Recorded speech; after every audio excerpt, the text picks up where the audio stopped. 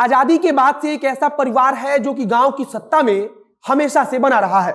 आज तक कोई भी व्यक्ति गांव की सत्ता में इस परिवार को चुनौती नहीं दे सका है और पिछले 74 साल से मुखिया के पद पर इसी परिवार का व्यक्ति बैठा हुआ है।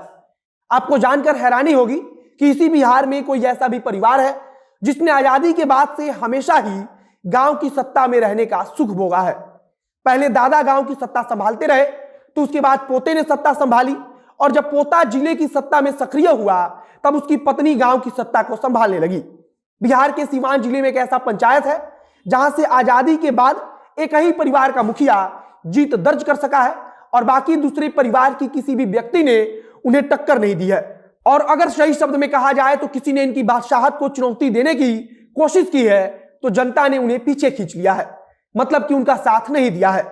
पहले बाबा, उसके बाद से पोता और अब पोते की पत्नी, मतलब कि गांव की पूरी सत्ता इसी परिवार के इर्द गिर्द घूमती रहती है। और आज हम सीवान के इसी परिवार के बारे में बात करेंगे, जानेंगे कि आखिरकार ऐसा क्यों होता है कि इस गांव में जनता ने कभी भी किसी दूसरे व्यक्ति को मुखिया नहीं बनने दिया और क्या सीवान जिले का वह सीट अब तक कभी भी आरक्षित नहीं रहा है, इस पर भी चर्चा करेंगे।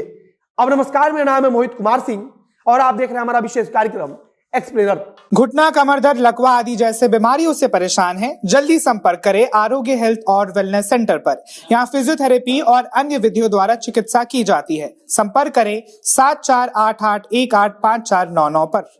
सीवान जिले में एक प्रखंड आता है सिसवन और इसी प्रखंड के अंतर्गत आता है भीखपुर नामक पंचायत। हम जिस कहानी को आपके समक्ष रख रहे हैं उस पर विस्तृत रिपोर्ट दैनिक भास्कर के द्वारा प्रकाशित की गई है।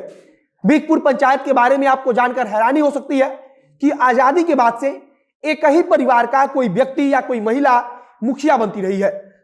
आजादी के बाद से अब तक किसी ने भी गांव की सत्ता से इन्हें हटाने में सफलता हासिल नहीं की है।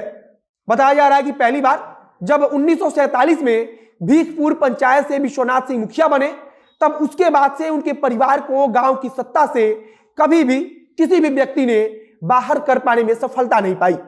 1947 में विश्वनाथ सिंह चुनाव जीतकर मुखिया बने और इसके बाद से लगातार 53 साल तक इसी गांव के मुखिया के पद पर बने रहे।